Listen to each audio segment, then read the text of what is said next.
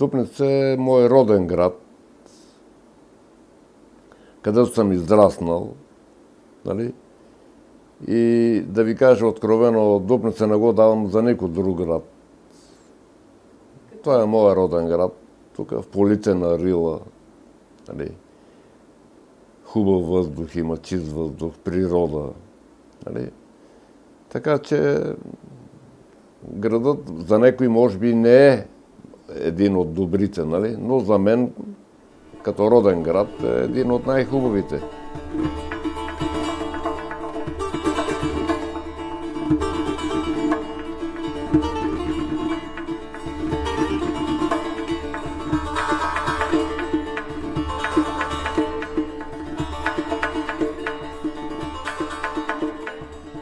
По памет, еврейската махала в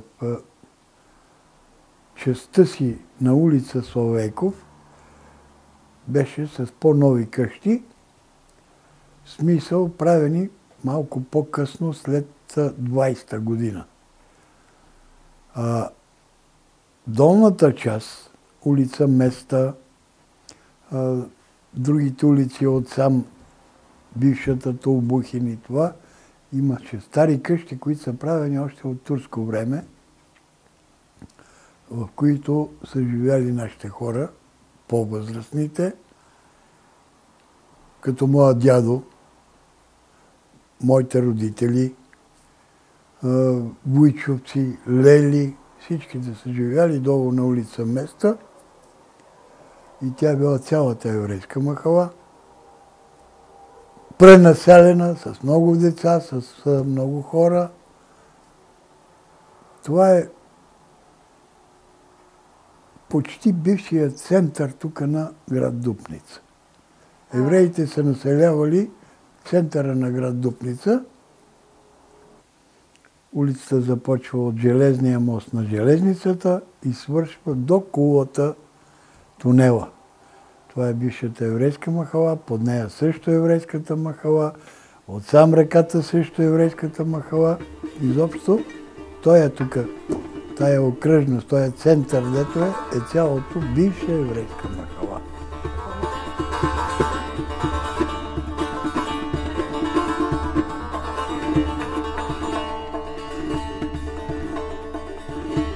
Процентно Дупница имаше най-много евреи от цяла България. Защо в Дупница имаше толкова много евреи? Аз никога не съм могъл да отговоря на този въпрос, но процентно, защото Дупница не е голям град, имаше страшно много евреи. Имаше еврейска община, еврейска общност,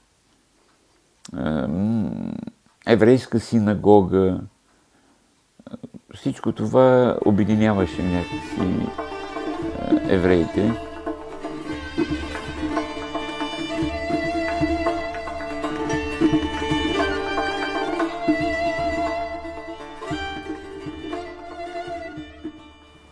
Клуба аз го приех 86-та година. Еврейският клуб е основан отдавна. Той съществува от много отдавна, още от детската ми възраст. Отдолу бехме го направили столова като деца. Там ни вареха чай, кондензирано мляко, това млеко на прах. Там ни хранеха сутрин. На времето, когато имаше много евреи в Дупница, всека вечер се събирахме.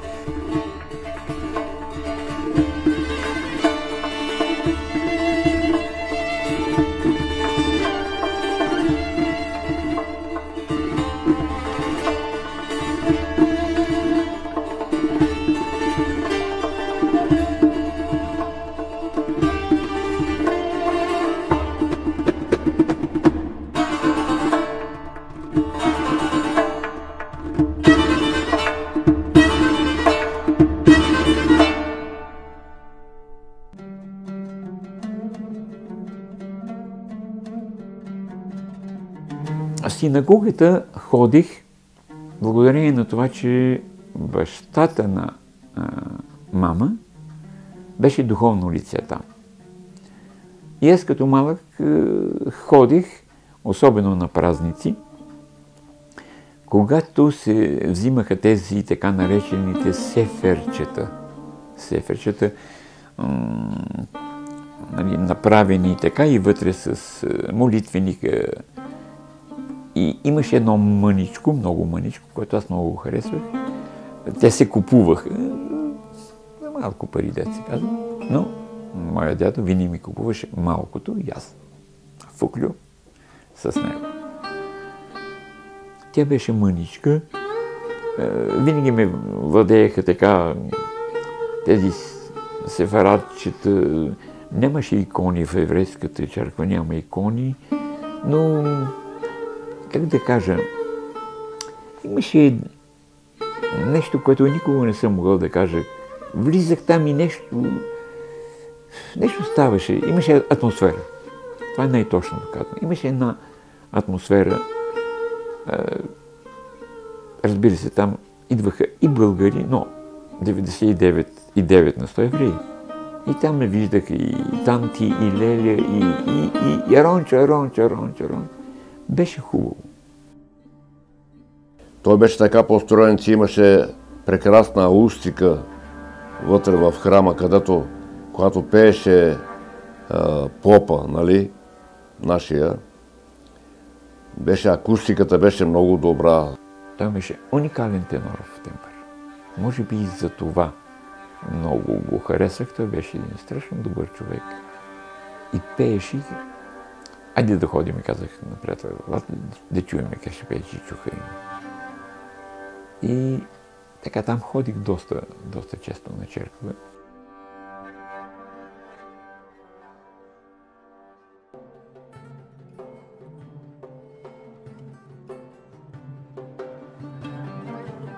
В Дупница имаше еврейско училище до 4-ти клас. 4-то отдаление, тогава се казваше. Ние бехме един клас некъде от около 22 момичета и момчета заедно. Тогава се изучаваше иврит, еврейския език. А ладино, джудезмо, дето се казва, се говореше в къщи. То си идваше от само себе си като майчин език. Никой не ме е учил, аз това, което съм чувал от моите родители, баба, дядо, баща, майка, от тях съм научил това, което знам от ладиното. Ладиното много прилича на испанския, но не точно. Ние казваме можер за жена, така от мохар. Например, една дума, която страшно обичам, защото ми я казваха Чикитико Аронико, малък Арончо, като бях малък, а той е Чикикико, ако не се лъжи. Чикито, да. Моят татко беше така един строг баща, който винаги ми е казвал, виж ко, Арончо, ние сме български евреи. Нашата родина е България. Ще си говориме на български език. Ако ми прости и той, и Бог, ще кажа, това е негова грешка. Аз там от тях не научих ладино. Моята баба, майката на татко, ми говореше непрестанно ладино. Аз не отговарях, защото не знаех. И сега не мога да кажа как. Как се е запазило това, което моята баба ми е говорила, защото не се е случвало в консерваторията да говоря ладино или...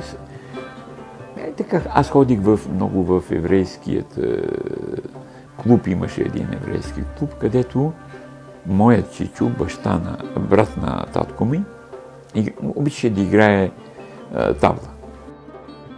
Да, и който спечели, нали, печели едно лукумче. И той казваше, я духни в заровете, духни. А ето аз спечелихме лукумчето. И аз седех по 4-5 лукума на ден.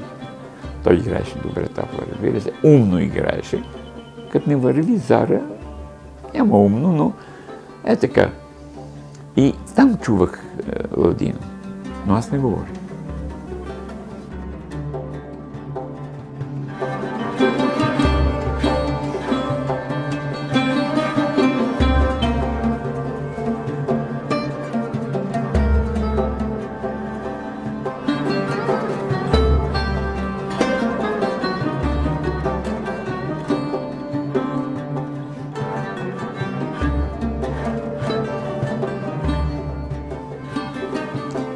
дете в еврейската махала летно време по цял ден сме играли на реката. По цял ден сме играли на реката, ловили сме риба, река Джерман минава точно по средата на еврейската махала, имаше много риба и всичките деца сме играли около реката и около нея.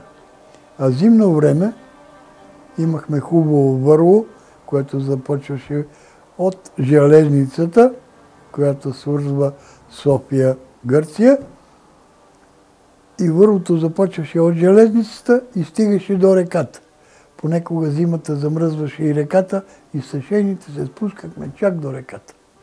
Това беше един хубав детски живот.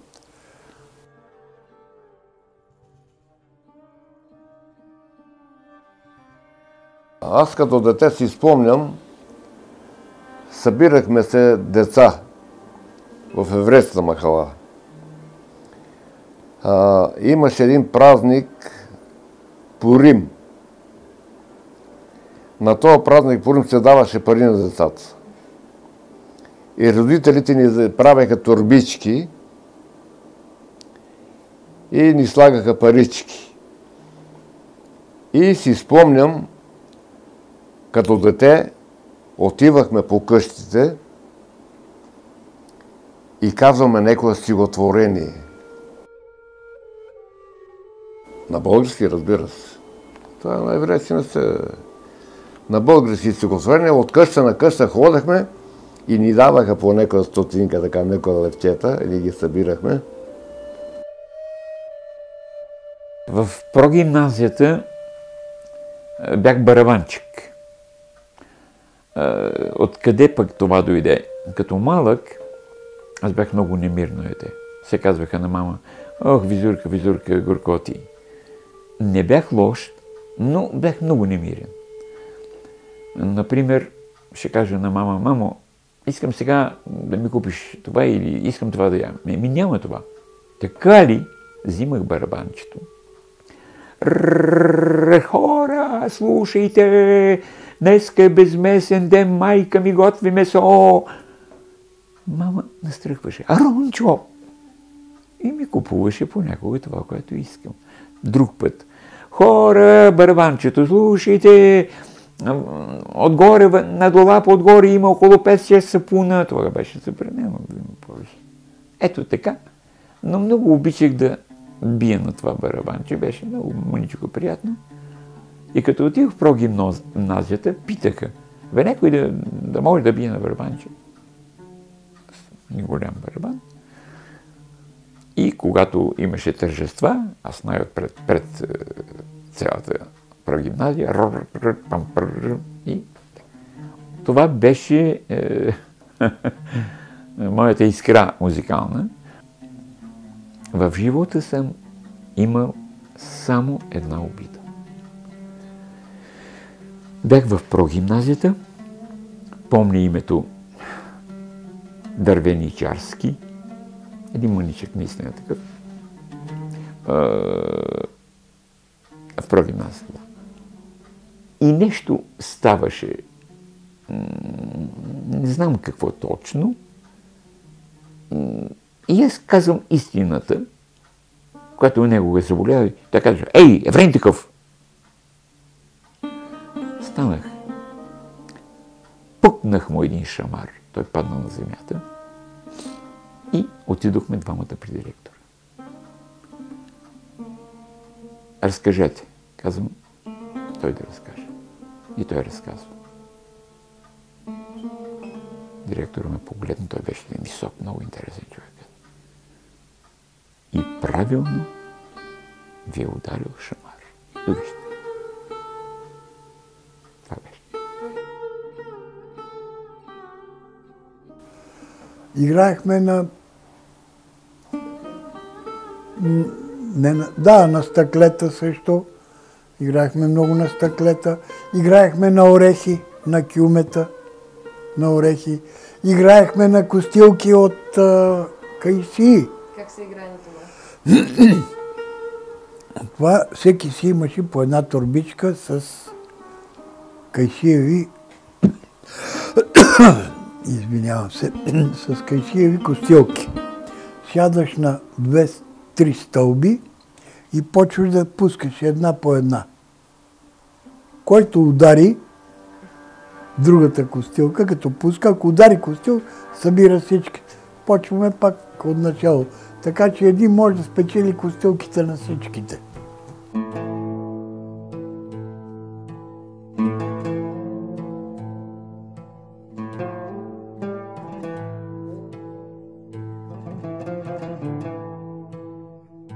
Законът за защита на нацията е бил през 1941 година.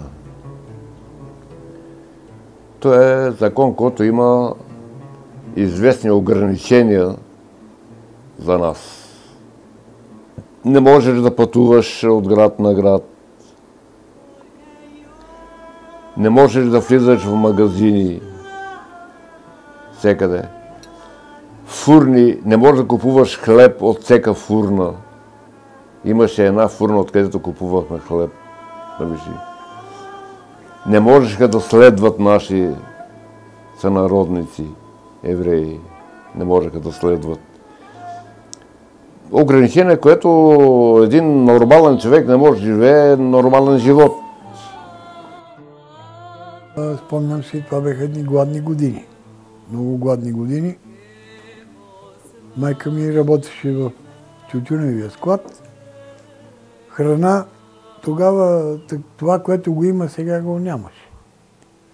Една фурна пълна с печен кромит, или печено цвекло, или варено цвекло, качамак и царевична погача. Това беше олио и хлеб и малко червен пипер. Нямаше масло, нямаше сирене, тогава беше такава, това е военновременно време и гладията беше голяма.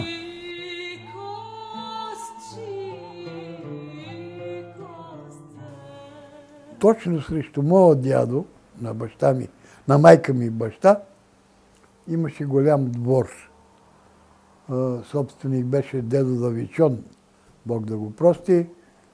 Той живееше тогава, ако не се лъжа, в село Бобошево. Къщата беше празна и се беха заселили един взвод немски войници. Обоз с коне, каруци и беха некъде около 7-8 човека. Моя брат беше едно русо хубаво дете. Много хубаво. Единият от немците, Валтер, имал 2 деца.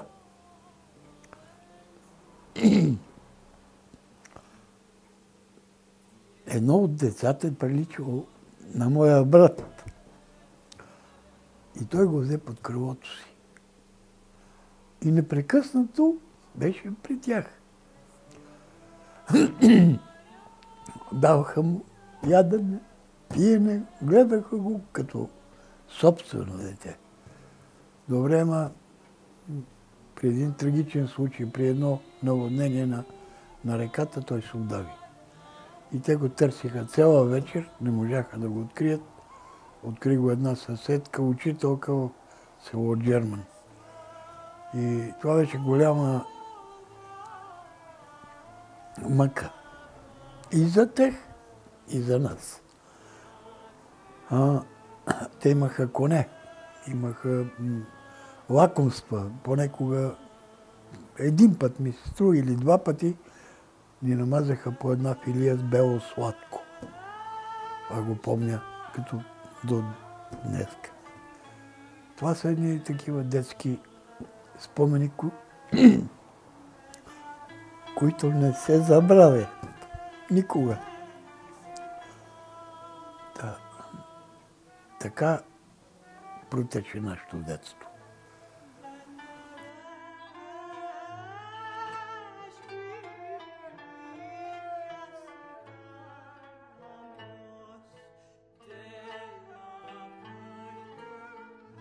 Значи носехме, разбира се, жълти, шестолъстни жълти значи на ревера ги носехме, за да се отличаваме от другите хора.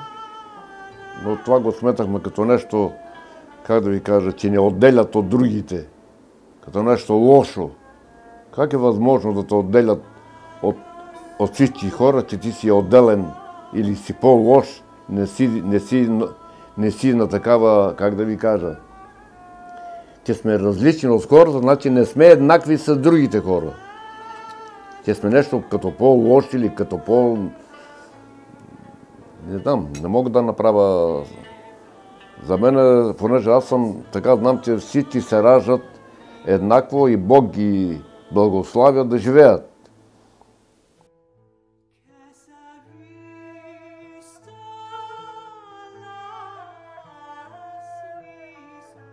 Три поредни години баща ми е ходил на трудови лагери. Тия трудови групи, дето се казват, лагерите, това са еврейските трудови групи. Копаехме. Височината на Прокопа, който е бил, той бил, значи аз съм, да кажем, 1,70 примерно, а сме копали 2,5 метра дълбочина и сме прокарвали пътища. Прокарвали сте пътища оттам. 4 кубика на всеки един. Трябва да ги изкопае.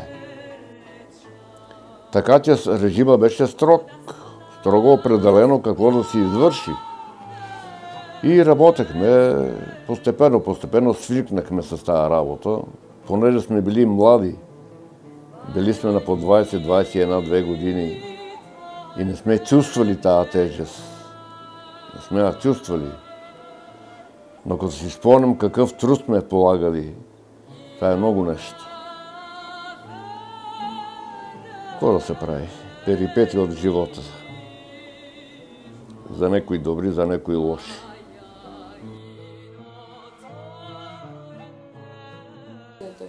Имам спомен, когато трябваше да ни изведат от къщите и да ни карат в лагерите. Преди да се случи това, нали, баща ми беше в трудов лагер, Неврокоп надолу, границата. Правеха железопътната линия. И там точно какво е, не мога да ви обясна. Но истината е, че майка ми приготвила всичко тук, за да може да ни депортират. Имаше големо желание баща ми да ме види за последен път. И един приятел на семейството, младо момче на 18 години, како аз ще откарам Мецо до лагер. И от тук са теснули линейката, нали, до некъде влака, след това теснули линейка надолу. И не мога точно да кажа докъде съм пътувал с него. Остави ме там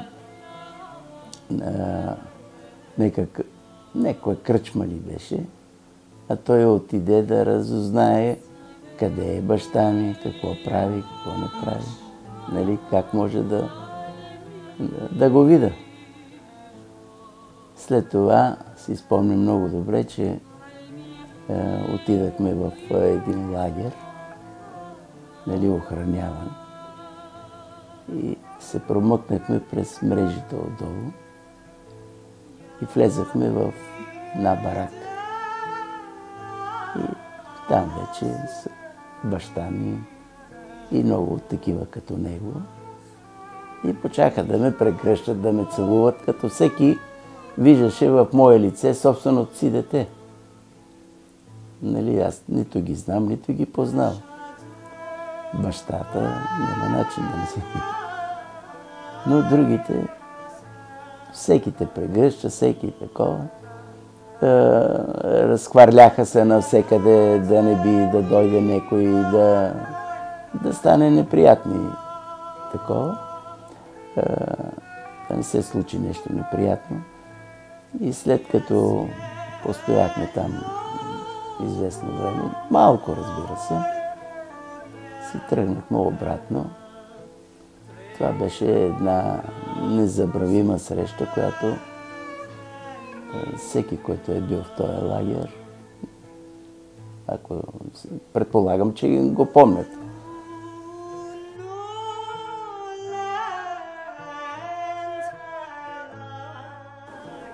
Тази година, това беше 43-та година, и ние бехме научили,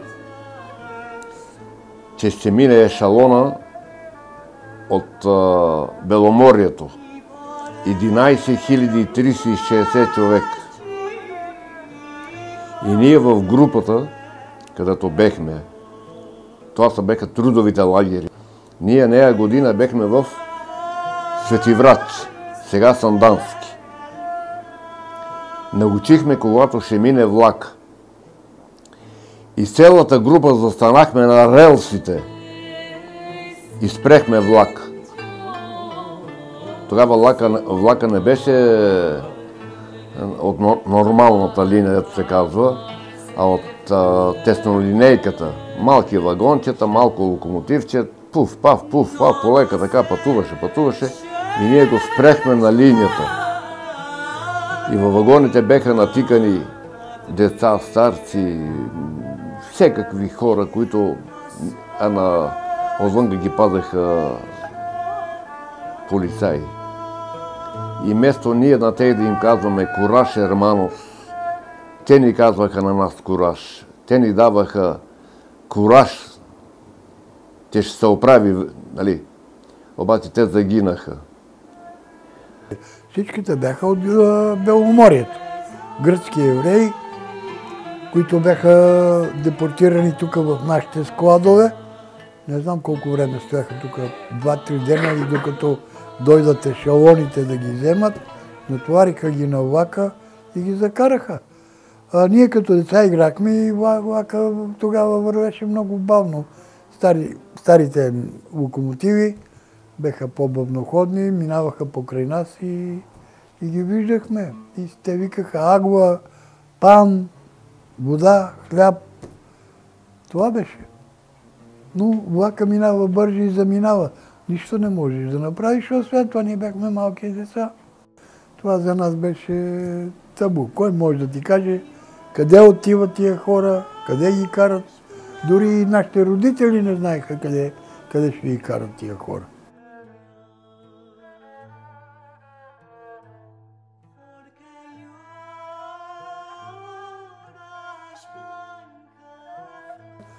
Помня, че по това време майка ми ни беше направила на всичките по една торбичка с дрежки, готови, ако евентуално ни евакуират и нас, всеки с раничката и заминава.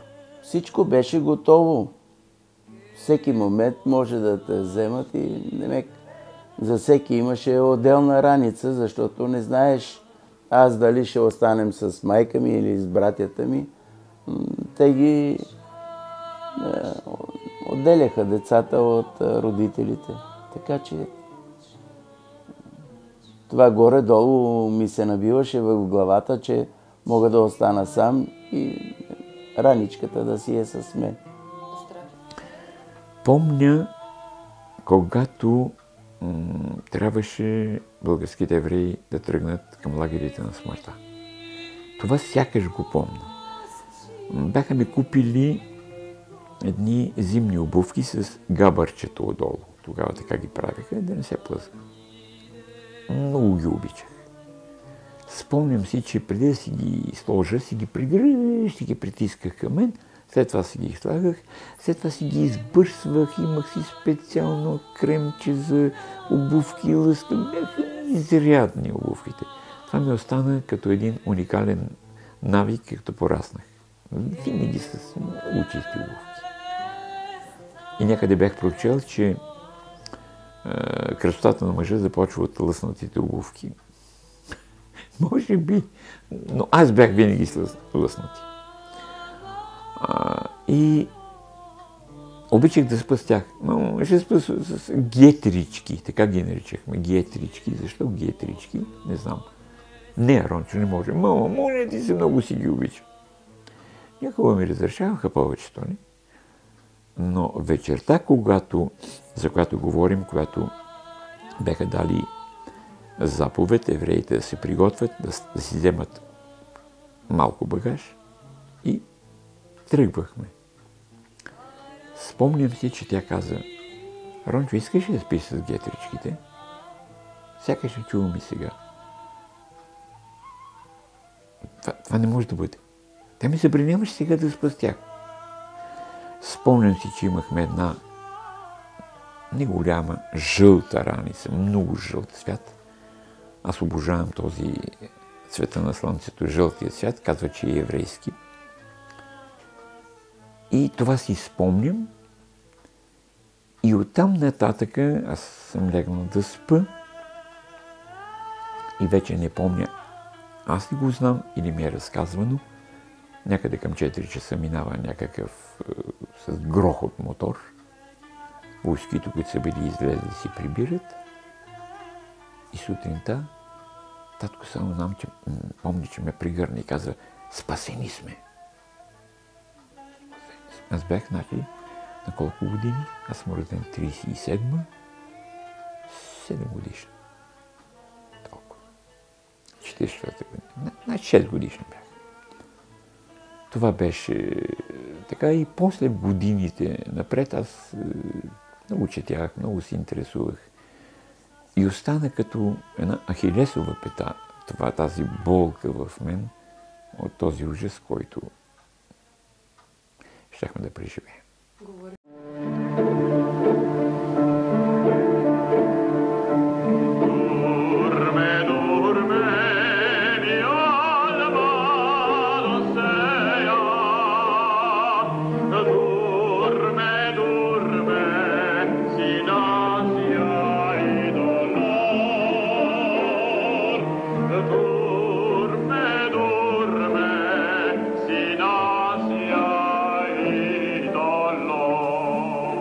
Аз знам, че ние, българските евреи, сме спасени. Първо от България, защото сме живели в България. Второ, от българския народ. Трето, от българското духовенство. Четвърто, или това е, може би, не четвърто, е първо, цар Борис. Въпреки че тук има различни дебати, дали наистина той е един от нашите спасители, но цар Борис, ако е бил казал към влаковете, не е трябва. Но той не каза.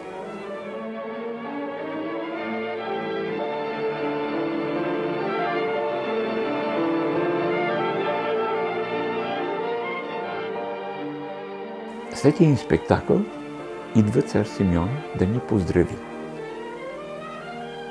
Аз не го бях виждал от близо, знаех за него.